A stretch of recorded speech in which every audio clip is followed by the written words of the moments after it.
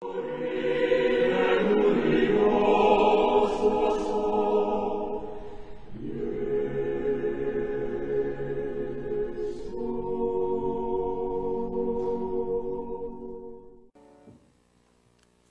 말씀의 제목은 칭찬받은 불의한 일꾼이라는 제목입니다. 제목이 좀 이상하지만 그 뜻이 있다는 것을 우리가 생각하면서 오늘 같이 우리가 말씀을 나누도록 하겠습니다. 성경 말씀은 누가복음 16장 1절에서부터 13절까지 있는 말씀입니다.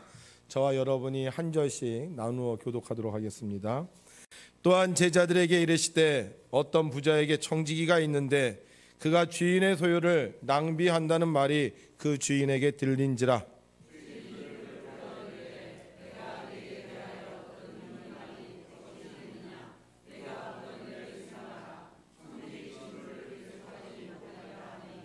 청지기가 속으로 이르되 주인이 내 직분을 빼앗으니 내가 무엇을 할까? 땅을 파자니 힘이 없고 빌어먹자니 부끄럽구나.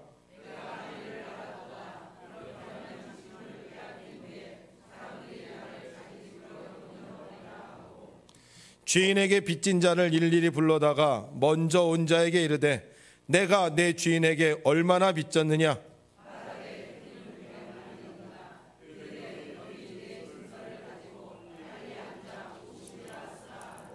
또 다른 이에게 이르되 너는 얼마나 빚졌느냐? 이르되 밀 100석이니이다. 이르되 여기 내 증서를 가지고 80이라 쓰라 하였는지라.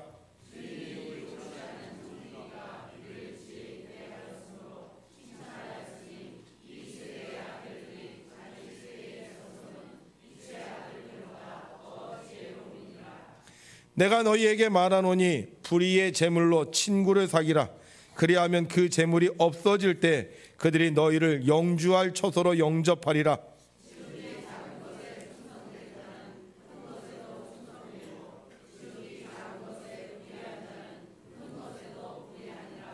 너희가 만일 불의한 재물에도 충성하지 아니하면 누가 참된 것으로 너희에게 맡기겠느냐?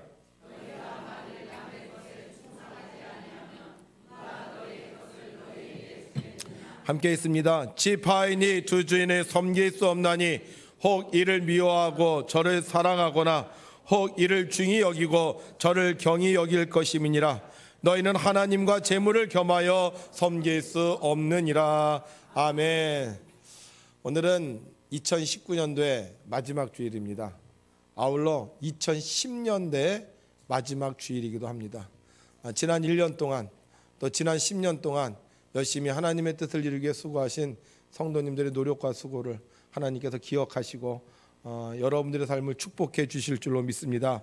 특별히 여러분이 기도하고 노력했던 모든 것들이 2020년도에는 열매가 되어서 우리가 주님 앞에 충성할 때 그 기쁨이 우리에게 모두 충만하게 되기를 주님의 이름으로 축원합니다.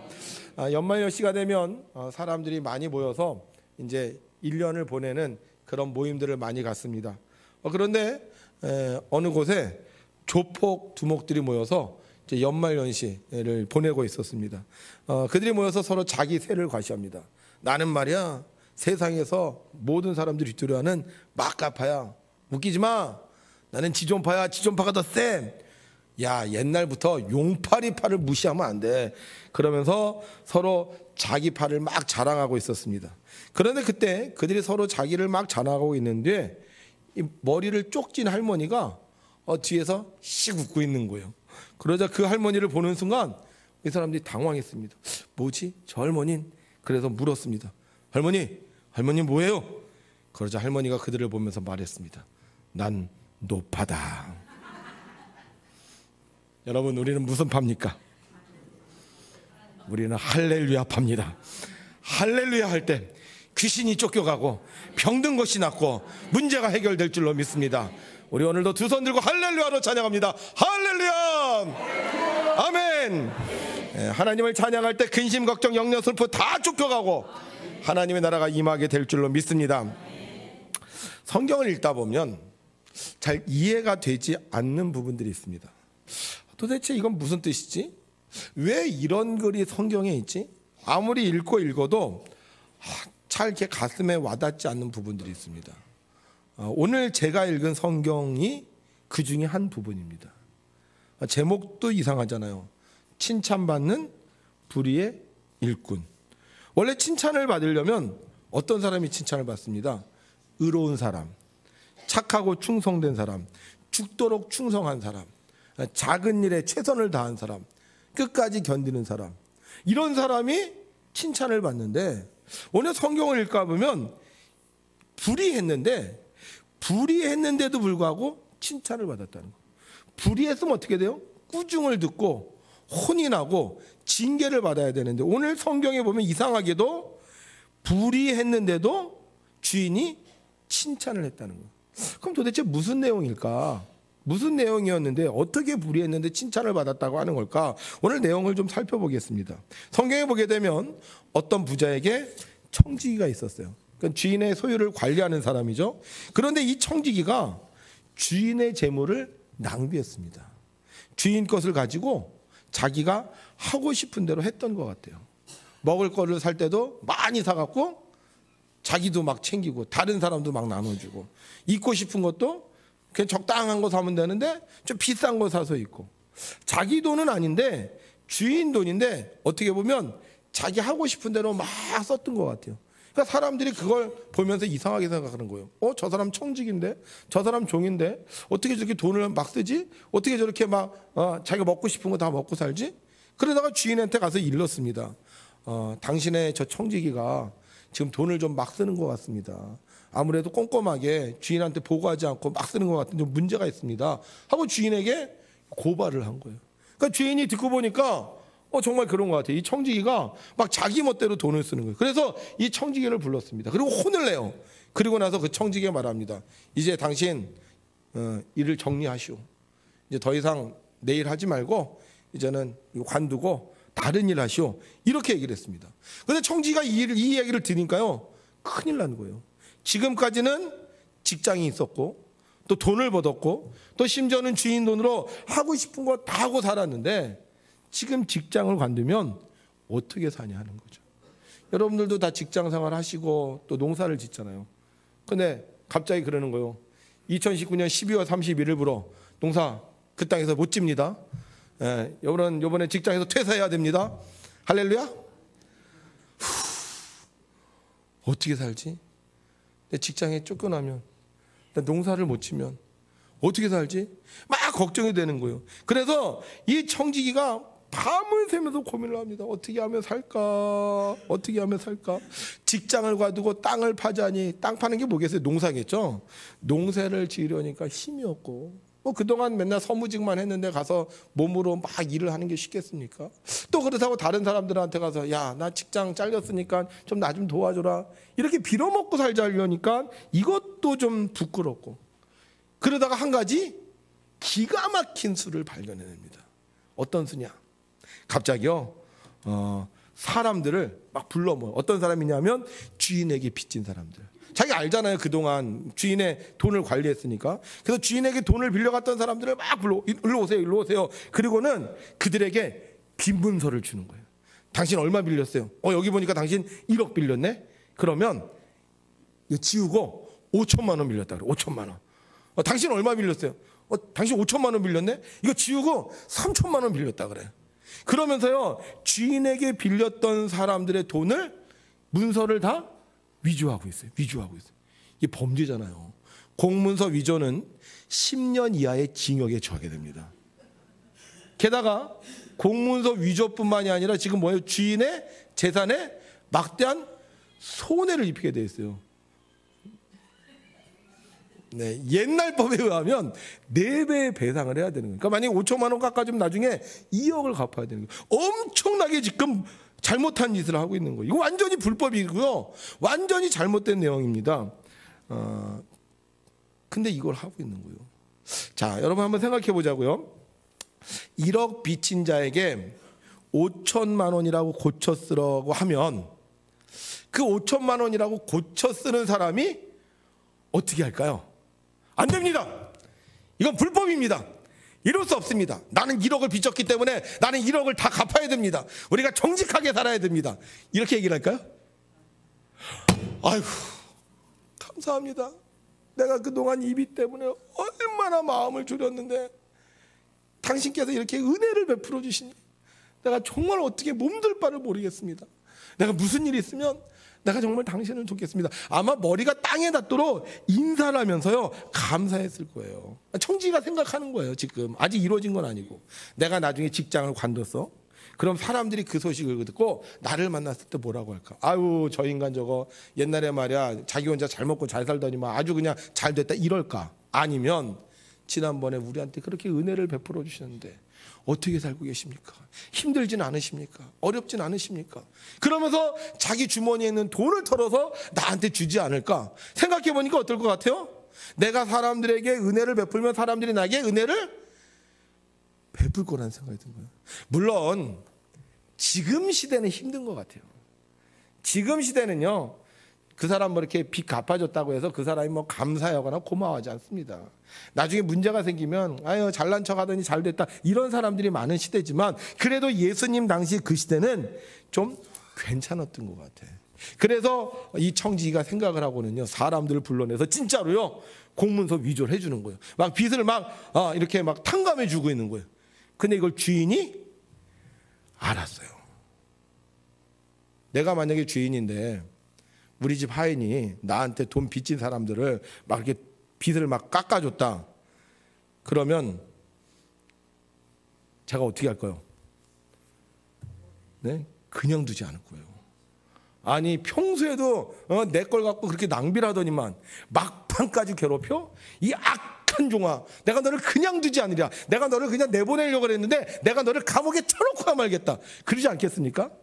여러분들은 다 선하신 분이라서 아유 실수했지, 잘못했지, 그래 너 돈이 얼마나 없었어 그러겠냐, 이거 용돈이라 이러고 여러분들은 주실지 모르겠지만 저는요 내 돈을 그렇게 허비한 종이 있다면 제가 그 2019년 12월 30일 날 쫓아낼걸요 2012년 12월 29일 오늘 가서 당장 못하게 할 거예요.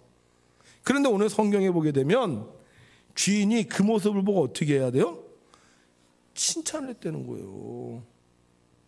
아니 공문서 위조를 하고 주인의 돈을 자기 맘대로 막 주인에게 손실을 입히는데 왜 칭찬을 했느냐. 저 솔직히 이 말씀이 이해가 안 갔어요.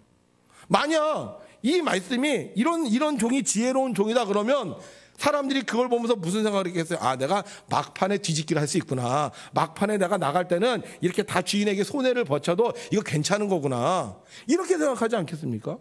그래서 제가요 이 설교를 못했어요. 이게 내가 이해가 안 가니까. 그래서 고민하다가 지난 12월 달에 계속 제가 이제 충성에 대한 설교를 하면서 뭐 달란트, 뭐 지난번에 그 양과 염소의 비유 이런 설교를 계속하면서 이 말씀을 붙잡고 씨름을 했어요. 그러다가 제가 깨달은 게 있어요.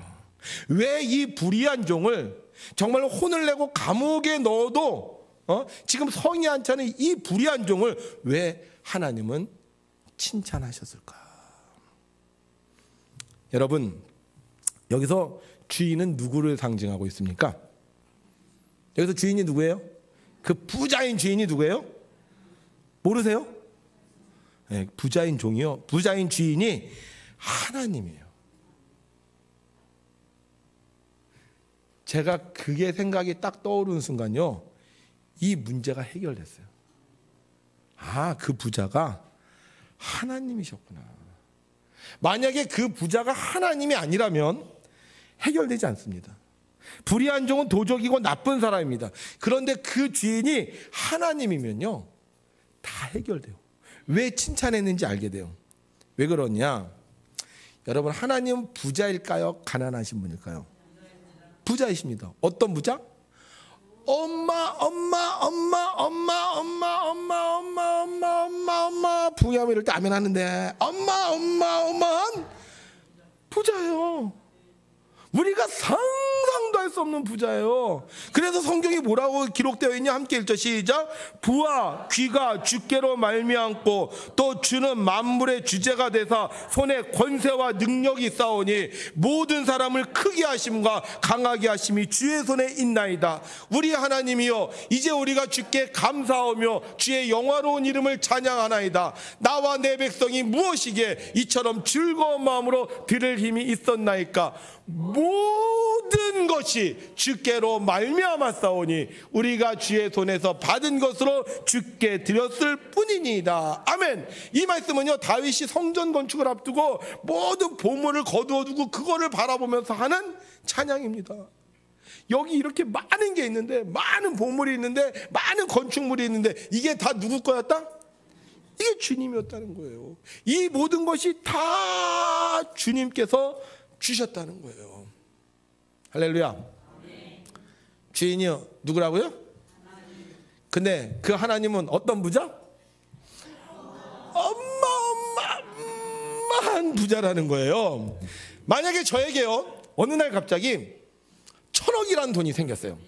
할렐루야, 감사합니다. 네, 상상이야, 상상. 1,000억이라는 돈이 생겼어요. 근데 제가 이 돈을 관리할 수가 없어서 제가 아는 분에게 제 후배에게 이 돈을 주면서 그러는 거야. 야, 내가 1,000억 내가 지금 갖고 있을 수가 없으니까 네가 좀 갖고 있어라. 네가 은행에다도 좀 넣고 네가 좀 이렇게 뭐 분산 배치해라. 이렇게 얘기했습니다. 근데 제 아는 후배가 그 1,000억을 갖고 가서 관리를 하다가 한 20만 원 썼어요. 근데 제가 그걸 알았어. 그럼 제가 어떻게 할까요? 가서 그냥 다 뺏어버려? 이 녀석이 말이야, 내가 1,000억 줬더니만 말이야 그 10만 원을 갖다 뺏어? 만약에 제가 한 30만 원 줬는데 10만 원 뺐으면요, 제가 아주 난리를 칠 거예요. 근데 내가 1,000억이 있는데 10만 원 쓴다고 해서 제가 눈 하나 깜짝하겠습니까? 그래, 일하려면 그 정도 써야지. 괜찮아, 더 써. 그러지 않겠습니까? 우리 하나님은 어떤 분? 어마어마한 부자라는 거예요. 그렇다고 해서 우리가 하나님 것 마음대로 써도 된다는 거 아니에요. 잘 하셔야 돼요. 제가요, 다시 이런 질문을 두 번째 했어요. 그럼 이 모든 것이 다 하나님 것인데, 우리 하나님은 어마어마한 부자이신데 하나님께서 내게 돈도 주시고 재능도 주시고 생명도 주시고 시간도 주시고 다 주셨는데, 그 다음 질문, 그럼 나는 이것 다 하나님 위해서 썼냐? 모든 거 하나님이 다 주셨는데 내가 이거 하나님 위해서 내 생명도 내 시간도 내 물질도 내 재능도 하나님 위해서 다 썼냐? 자녀들에게 부모가 용돈을 줍니다. 그럼 자녀들이 그 용돈을 받아요. 그럼 그거 받았다고 부모님 위해서 다 쓰나요? 자기 먹고 싶은 거 사 먹고 자기 놀고 싶은 거 다 합니다. 그리고 뭐 하나 사갖고 와서 엄마, 내가 이거 엄마 위해서 샀어. 그리고 그거 갖다 줍니다. 다 부모를 위해서 안 써요. 부모가 줬는데도 불구하고. 하나님이 우리에게 다 주셨는데 우리도 불의한 종처럼요, 하나님 위해서 다 쓰지 않습니다. 우리도 누구를 위해서요? 나를 위해서 써요. 그런데 하나님이 우리에게 원하시는 게 있다는 거예요. 나를 위해서 쓰는데 그래도 나를 위해서 다 쓰지 말고 친구를 위해, 사람들을 위해 쓰라는 거예요. 이 말씀이 이해가 안 갔어요. 왜 불의한 종, 왜 하나님의 것을 착복한 종에게 하나님이 칭찬하셨느냐? 그래, 알아. 네가 필요한 거 알아. 네가 너를 위해서 써야 될 거 알아. 그런데 다 너만을 위해서 쓰지 말고 그 중에 일부는 친구를 위해서 써라. 그래서 성경은요, 우리에게 이렇게 말씀하고 있어요. 함께 읽죠. 내가 너희에게 말하노니 불의의 재물로 친구를 사귀라. 그래야면 그 재물이 없어질 때 그들이 너희를 영주할 처소로 영접하리라. 재물은 나만을 위해서 쓰는 게 아니에요. 재물은 다른 사람을 위해서 쓰는 겁니다. 재물을 나를 위해서 쓸 수도 있어요. 그런데 나만을 위해서 쓰면 그는 악인이에요. 나만을 위해서 쓰면 그 사람은 이기주의자예요. 그러나 그 재물을 쓰다 할지라도 다른 사람을 위해, 친구를 위해서 쓸 수 있는 사람은, 그 사람은 지혜로운 사람인 것입니다. 불의한 재물에 충성하는 방법, 그 재물을 통해 하나님의 뜻을 이루어 드리는 것입니다. 그래서 성경은 결론적으로 이렇게 말씀하고 있어요. 시작. 지파인이 두 주인을 섬길 수 없나니 혹 이를 미워하고 저를 사랑하거나 혹 이를 중히 여기고 저를 경히 여길 것임이니라. 너희는 하나님과 재물을 겸하여 섬길 수 없느니라. 하나님이냐 재물이냐. 재물을 신으로 섬기는 사람은 재물을 쓰지 못합니다. 재물을 신으로 섬기는 사람은 자기만을 위해서 씁니다. 재물을 신으로 섬기는 사람은 자기에게서 돈이 떠나는 걸 두고 볼 수가 없습니다. 그러나 하나님을 섬기는 사람은 그 재물을 다른 사람을 위해 쓸 수 있는 것입니다. 주님은 이 말씀을 하시기 전에 탕자의 비유에 대해 말씀하셨습니다. 그곳에는 두 명의 아들이 나옵니다. 아버지의 돈을 허랑방탕 허비한 탕자, 그리고 아버지의 돈을 허비 않고 열심히 일한 탕자의 형. 그런데 놀라운 건 탕자는 아버지의 돈을 허랑방탕 썼음에도 불구하고 아버지에게 용서를 받습니다. 그리고 아버지와 함께 즐거운 잔치를 즐깁니다. 그러나 형은 아버지의 돈을 전혀 허비하지 않았지만, 그 돈을 쓰지도 않았지만 그 돈 때문에 동생을 미워하고 있습니다. 그 비유의 뒤에 바로 오늘 말씀을 하신 겁니다. 돈이 중요한 게 아니다. 돈보다 사람을 사랑해야 한다는 것입니다. 부자는 하나님이십니다. 하나님에게 돈은 그리 큰 것이 아닙니다. 그 돈 없으면 하나님이 만드시면 됩니다. 그런데 하나님은 우리에게 그 돈만을 위해서 살지 말고, 그 돈 때문에 살지 말고, 하나님이 주신 그 돈으로 다른 사람을 위해 살라고 하시는 겁니다. 주님은 말씀하셨어요. 이 세대의 아들들이 자기 시대에 있어서는 빛의 아들들보다 더 지혜롭다. 이게 무슨 말입니까? 그 당시 사람들은요, 돈으로 사람을 사귀었다는 거예요. 뇌물을 주기도 하고 다른 사람들에게 필요한 것을 나누어 주면서 친구를 만났다는 얘기예요. 근데 하나님의 자녀들은 돈에 얽매여서 사람보다 돈을 더 사랑했다는 겁니다. 여러분, 우리는 어떻습니까?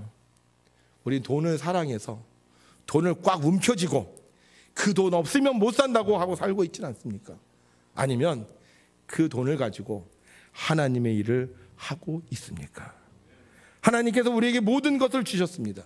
우리는 그것을 가지고 하나님의 일을 해야 불의한 청지기가 아니라 의로운 청지기가 되고, 어리석은 청지기가 아니라 지혜로운 청지기가 되는 것입니다. 2019년 내가 1년을 살면서 내가 나를 위해서도 썼지만 내가 다른 사람을 위해서, 하나님의 사업을 위해서 얼마나 썼는가, 무엇을 썼는가 질문해보는 시간이 되었으면 좋겠습니다. 네, 김미진 간사는 안경점을 했어요. 한 100평 정도 되는 안경점을 했습니다.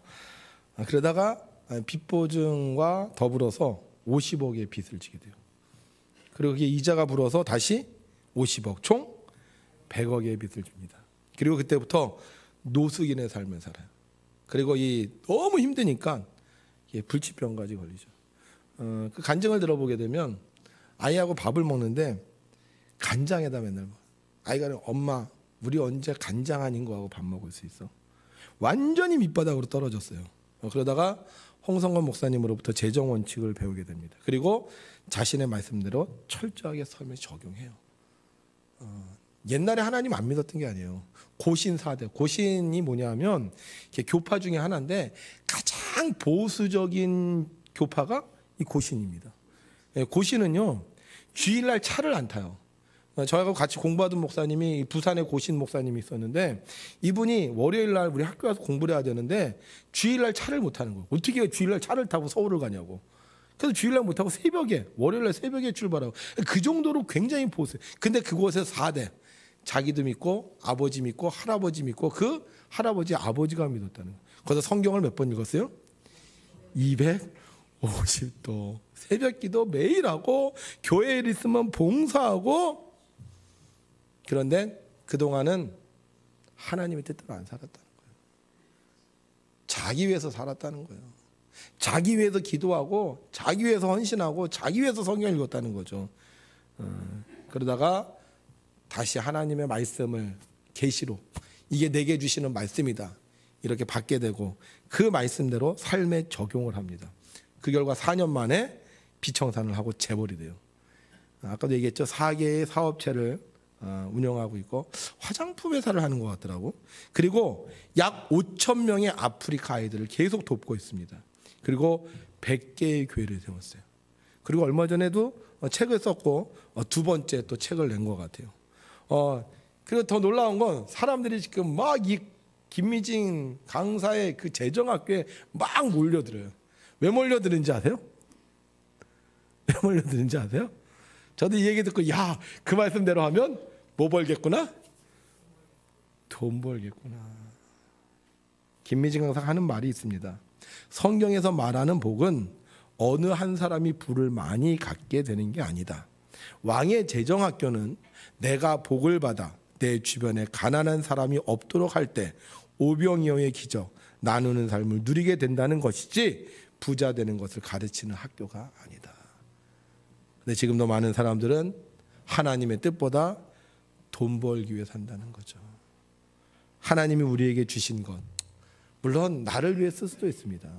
그러나 우리가 하나님께서 주신 것, 그 중에 일부는 반드시 하나님을 위하여 써야 합니다. 그래서 김미진 강사가 마지막에 통성기도 뭐 하자 그랬어요? 재단 생활 잘합시다. 말씀 들을 때 남의 이야기 듣지 말고 내게 주시는 이야기로 듣고, 기도할 때 대충대충 하지 말고 열정적으로 하고, 교회 생활 설렁설렁 하지 말라는 거예요. 하나님은 우리에게 많은 걸 주셨어요. 근데 우리는 그게 내 것이라고 생각합니다. 내 마음대로 써요. 내가 하고 싶은 대로 써요. 불의한 청지기예요. 그런데 하나님이 우리한테 그러시는 거예요. 이제 가져가야 되겠다. 너희들 너희 마음대로 썼는데 이제 가져가야 되겠다. 어떻게 하면 됩니까? 다시 우리의 스타일을 바꿔서 하나님이 주신 것으로, 그동안 나만을 위해 썼는데 이제는 하나님을 위하여, 하나님의 사람들을 위하여 써야 됩니다. 우리 식구들을 살리고 이 지역의 사람들을 도와야 됩니다. 그래야 우리가 쫓겨나지 않고 빌어먹지 않고 다시 쓰임받을 수 있는 것입니다. 우리 백운교회가 참 많이 부흥을 했어요. 근데 왜 부흥을 했을까? 제가 생각을 해보면요, 우리 백운교회뿐만이 아니라 백운이 가지고 있는 특징인 것 같아. 남이 어려움에 당할 때요, 모른 척 하지 않더라고요. 대부분 그렇잖아요. 나하고 사이가 안 좋아. 그럼 남 어려움 당했을 때 쳐다봐요? 아니면은 손가락질해요. 대부분 손가락질해요. 그래, 너 잘난 척 하더니만 꼴 좋다. 그러면서 뒤에서 욕해요. 근데 우리 백운은 그렇지 않은 것 같아. 백운은 사이가 안 좋았어도 무슨 어려움이 생기면요, 가서 도와주고 같이 아파하고 같이 힘들어하는 거예요. 정말 내일처럼 이렇게 돕는 분들이 참 많은 것 같아요. 우리 어저께도 장례식이 있었지만, 제가 이제 장례식장에 이제 가면 우리 팀뿐만 아니라 다른 팀들도 옵니다. 근데 다른 팀은 썰렁해요. 다른 팀 별로 없어요. 근데 우리 교회는 장례식이 나면요, 교인들이 많이 가요. 근데 그 중에는 친해서 오는 사람도 있지만 잘 모르는데도 오는 사람이 있어요. 처음 보는데도 오는 사람이 있어요. 그냥 교인이니까, 그냥 우리 목사님이 집례하니까 그냥 와서 같이 가고 위로해 주는 사람들이 있어요. 제가 그걸 보면서 그러는 거예요. 야, 이제 교회 안 다니는 사람은 장례식 때 쓸쓸해서 어떡하노? 그렇잖아요. 여러분, 이제 죽으면요, 친구도 안 옵니다. 가족도 별로 없어요. 뭐 평소에 뭐 위로한다? 장례식장엔 잘 안 와요. 오죽하면 정승집 개가 죽으면 사람들로 문정성시를 이루고, 정승이 죽으면 개 한 마리 얼씬하지 않는다는 말을 했을까요? 근데 우리 교인들은 잘 모르는데도 와요. 잘 모르는데 위로하고, 어떤 사람은 제가 보니까 별로 친하지도 않았는데 그래도 같은 모임이라고, 같은 선교회라고 계속 함께 와서 있어요. 여러분, 불의한 청지기는 자기만 위해서 살아요. 다른 사람 어떻게 돼도 상관없어요. 그러나 칭찬받는 청지기는 어려운 일을 당할 때 다른 사람들을 돕는 삶을 사는 사람입니다. 2019년 2010년대의 마지막 주일입니다. 우리 지금까지 어떻게 살았습니까? 내가 원하는 목적을 이루기 위해, 돈을 벌기 위해 다른 사람 신경도 쓰지 않고 열심히 나만 위해 살았습니까? 아니면 길을 걷다가 다른 사람 어려우면 같이 서서 기다려주고 뒤에 늦게 오는 사람 여러분들이 붙잡아 주었습니까? 전 아직 하나님께서 우리에게 기회를 주셨다고 생각합니다. 너 혼자 살려고 하지 말고, 너 혼자 편하게 살려고 하지 말고, 너 혼자 돈 많이 모으려고 하지 말고 다른 사람들, 하나님이 보내주신 사람들을 위해 사랑을 베풀려고. 우리 백운엔 어려운 사람이 별로 없죠? 누구 때문에? 바로 여러분들 때문에. 전 그런 곳이 되는 것이 하나님의 나라라고 생각합니다. 이번 12월 30일 우리 송구영신 예배를 드립니다. 송구영신 예배 때는요, 우리가 헌금을 드려요. 어떤 분은 그걸 헌금이라고 생각하는데, 돈이라고 생각하는데, 그건요, 돈이 아니라 하나님께 드리는 다짐입니다. 다짐. 그래서 이번 송구영신 때도요, 우리가 하나님께 두 가지 다짐을 할 거예요. 첫 번째는 뭐냐면 영적인 다짐입니다. 여러분들 잘 기억하고 계셨다가 송구영신 할 때 꼭 쓰십시오. 우리가 하나님을 위해서 내가 어떻게 살 거냐. 하나님께서 내게 건강도 주시고 시간도 주시고 물질도 주시고 재능도 주셨는데, 오늘은 아멘 하는 분들이 별로 없는 것 같아요. 주셨는데 내가 어떻게 이것을 가지고 영적인 삶을 살 거냐. 그 기성용 축구 선수 있죠? 한혜진하고 결혼했잖아요. 근데 이 기성용 축구 선수는 하루에 3번 기도한대. 이 한혜진 씨도 굉장히 신앙이 좋습니다. 근데 결혼을 했는데 자기 남편 너무 대단하다는 거예요. 자기랑 이게 저녁에 TV를 보다가 재미있는 이렇게 장면이 있는데도요, 기도할 시간이 되면 나 기도하고 올게. 그리고 들어가서 기도한다는 거예요. 자기는 텔레비 끝나고 나서 기도하는데 자기 아들이 자기 남편이 나이가 어리잖아요. 근데 그렇다는 거예요. 그래서 굉장히 자기 남편이 새롭게 보이더라. 그래서 우리가 첫 번째는 영적인 다짐을 하는 거예요. 뭐 하루에 3번 기도하겠다든지, 아니면 내가 성경을 읽겠다든지, 아니면 내가 교회를 오겠다든지 좀 구체적으로 세웠으면 좋겠어요. 여러분, 하루에 10분, 하루에 3분 뭘 꾸준히 한다. 생각보다 쉽지 않아요. 생각보다. 그래서 이번에 영적인 다짐은 우리가 좀 구체적으로 하루에 몇 분, 일주일에 몇 번, 한 달에 몇 번 이렇게 좀 세웠으면 좋겠어요. 그래서 여러분들에게 주신 시간, 물질, 재능 이것을 가지고 우리가 하나님을 위해 썼으면 좋겠습니다. 두 번째는 뭐냐면요, 육적인 다짐. 제가 왜 육적인 다짐을 얘기하냐면요, 연세가 많이 드시다 보니까 몸이 약해져요. 물론 영적인 삶을 살면 육적으로 강해집니다. 전 그렇게 믿어요. 왜냐하면 우리가 영적으로 새벽 기도를 지키려면요, 저녁에 일찍 주무셔야 돼요. 새벽 기도하는 사람이 저녁에 늦게 잔다. 그럼 새벽 기도 못합니다. 그래서 정말 영혼이 잘 되면 범사가 잘 되고 강건한 건 전 맞다고 생각하는데, 실제로 그렇게 살지 않는 사람들 많거든요. 그래서 이 육적인 다짐을 좀 해야 될 것 같아요. 제가 안타까운 것 중에 하나는 뭐냐면요, 교인들은 다 병원 가 있어. 그런데 노는 사람들은 다 나이 들어서 등산해. 이런 경우가 있어요. 이런 경우가. 그래서 이건 문제다. 우리가 육적인 것도 우리가 좀 관리를 해야 되겠다. 우리 목사님들이 모여서 가끔 농담 삼아 하는 얘기가 있습니다. 영력, 지력, 체력 이 3가지는 항상 있을 것인데 그 중에 제일은 체력이다. 이런 얘기를 해요. 체력이다. 왜? 아무리 하고 싶어도 몸이 약하면 못 하잖아요. 내가 몸이 약하면요, 다른 사람에게 짐이 될 수밖에 없어요. 그래서 저는 우리 교인들도요, 이 몸에 대해서 좀 관리를 해야 된다고 생각합니다. 그래서 여러분들이 육적인 다짐지 좀 했으면 좋겠어요. 뭐 내가 공부를 하겠다, 아니면 내가 운동을 하겠다, 내가 뭐 내 마음을 좀 추스리기 위해서 내가 산책을 하겠다. 이거 정말 필요합니다. 저는 요즘 가끔 그런 생각해요. 내가 은퇴하면 뭐 할까? 은퇴하면 뭐 할까? 이번에도 장례식을 하면서 그런 생각이 들더라고. 아코디언을 배워서 이렇게 출간을 하거나 헌화할 때 그때 이 아코디언을 해주면 좋지 않을까? 그렇잖아요. 아니면 김밥을 이렇게 잘 말아서 이렇게 배고픈 사람들한테 김밥을 좀 나눠주면 어떨까? 그래서 어저께 인터넷 찾아보니까 김밥 만원기가 176만 원이라고 그러더라고. 그래서 어디다 그냥 갖다 집어넣으면 얘가 김밥을 말아준다는 거예요. 그런 거 하면 어떨까? 아니면 중국말을 배워서 중국에 가서 선교를 할까? 이 육적인 다짐은요, 단순히 육체만을 위한 다짐 아니에요. 지정의를 다 포함하고 있습니다. 그래서 여러분들이 지금도 늦지 않았어요. 내가 앞으로 1년 살아가는 동안 1년 동안 내가 하루에 몇 분 아니면 뭐 이걸 좀 해야 되겠다. 이렇게 좀 여러분들이 정하시면 그래도 우리가 불의한 청지기로 살지 아니하고 하나님을 위해서 좀 쓸모 있는 지혜로운 사람이 되지 않을까. 그래서 좀 부탁드리고 싶은 것 중에 하나는요, 부부가 같이 쓰는데 부부가 좀 따로 쓰세요. 헌금 반으로 나눠서 해도 되니까. 꼭 아내가 글씨를 몰라서 남편이 쓰는 건 뭐 어쩔 수 없지만 글씨를 서로 쓸 줄 알면 남편, 아내 따로 하나님께 영적인 다짐, 육적인 다짐 하면 좋을 것 같습니다.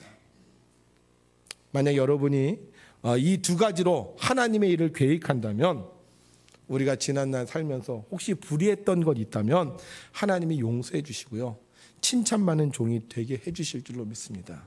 근데 아유 괜찮아, 나는 그냥 나만 알고 살 거야, 아주 자린고비가 돼갖고 나 혼자 잘 먹고 잘 살 거야, 그런 분은 내년에 하나님이 불러가실지 몰라요.